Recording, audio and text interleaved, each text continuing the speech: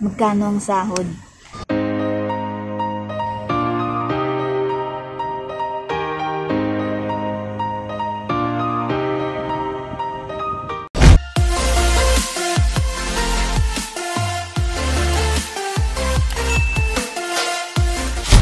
So, dito tayo ngayon sa Lakeshore, dito sa Hsinchu, sa Taiwan. And update lang. Update. 3 months na ako dito sa Taiwan. And okay naman, nakaka-adjust naman, wala namang problema sa tiyan.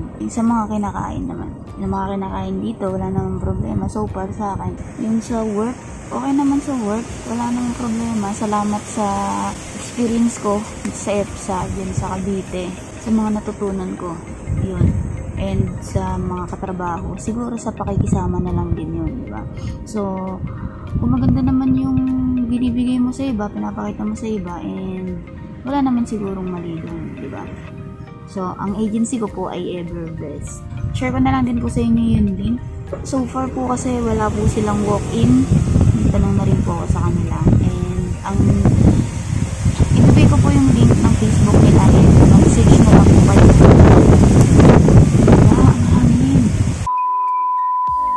So, yun. Yung Everbest po, wala po silang walk-in.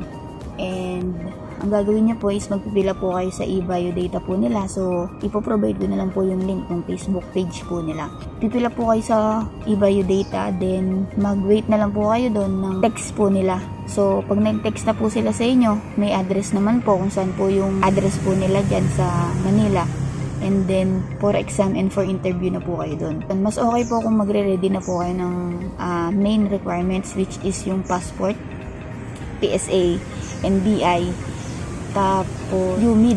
Ayun po yung 4 na kailangan. So, yung the rest po, for follow-up, pwede na po yun. So, if makapasa man po kayo ng interview and exam, so, pag nagpa-medical na, may ibibigay na po sa inyong date kung kailan po kayo magpapa-medical and babalik po doon sa kanila. Magkano po ang medical na inaabot namin? Yung sa amin po is, kung hindi po ako nagkakamali, is 3.5 to 4.5. Kung nagkaroon na po kayo ng experience sa work, kung ano lang po yung mga physical exam nila doon, hindi naman po yung ine-medical. So, maganda na lang po kayo ng 5K para sa medical nyo, para ready na kayo. So, yun. After nun, habang wala pa po yung date ng medical nyo, mas okay kung inire-ready nyo na rin po yung mga requirements. So, ang mga requirements po, ayan. Dun po sa mga gusto po talaga na mag-Taiwan, search nyo po sa POEA kung yung mga agency po na pinupuntahan nyo is legit. Kung registered po ba sila ng POEA. So, may placement fee ba ang pagpunta ng Taiwan? Depende po sa company. So, ako po is meron po kaming placement fee which is 65K. Okay? So, mag-ready na po kayo. So, malaki-laki po yun. So, pagpunta nyo naman dito, madali nyo naman po yung mababawi. So, depende na lang sa lifestyle na gagawin nyo kung nandito na po kayo. So, okay. Paano naman kung wala kang mayroon na pera? Ang agency po namin is sila po is may binibigay na brochure na pwede kang manghiram dun sa lending, may lending company din po sila na sinasuggest naman guys, hindi naman siya sa pilitan. Kung walang-wala ka naman talaga is pwede po kayo dun mag-inquire. So lang, mas okay para sa akin lang naman. Mas okay po kung sa tao na lang kayo hihiram, kasi po pag nag-lending po kayo, hindi ko naman po dinidiscourage, hindi ko naman po sinisiraan yung mga lending company po dyan. Based lang naman sa experience ko, and gusto ko lang po kayo na bigyan ng idea, hindi po ba? So, yung sa lending company, ano po nila yung business po nila yung wala po tayong magagawa. Kasi ako, nag-lending po ako, and umutang po ako ng 90K. And pag nandito po kayo kasi sa Taiwan, ang bayad po kasi doon is NT. So, kayo na po bahala mag-analyze kung bakit ko po sinasabi sa inyo na mas okay kung sa tao na lang po kayo hihiram, hindi po ba? Mahirap ba ang trabaho dito sa Taiwan? Sa akin kasi, walang madali sa una. Lahat yan mahirap kasi wala pa tayong knowledge. And lahat naman po is matututunan kung pag-aaralan, kung pagtsatsagaan po natin.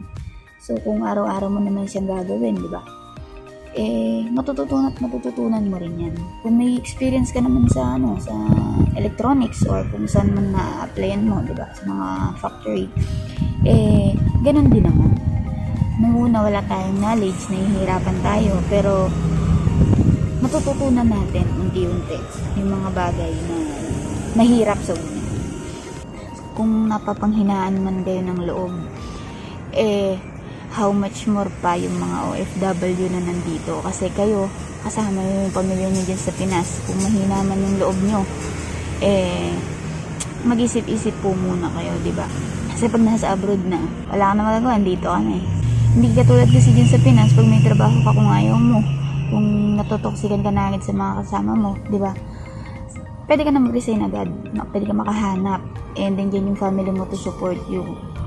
Pero pag nandito ka na kasi sa Taiwan, kung may kontrata ka, 3 years po ang contract dito. So, 3 years po na expect nyo na hindi kayo makakauwi. Kung mahina man yung loob mo at mag-ibang bansa ka, mag-isip ka muna, brother. So, ngayon, mas malaki yung chance ng mga nandyan sa Pinas. So far ngayon kasi, nagkukuha na karamihan yung mga company po dito sa Taiwan na mga bago na mga nag-a-apply dyan galing sa Pinas.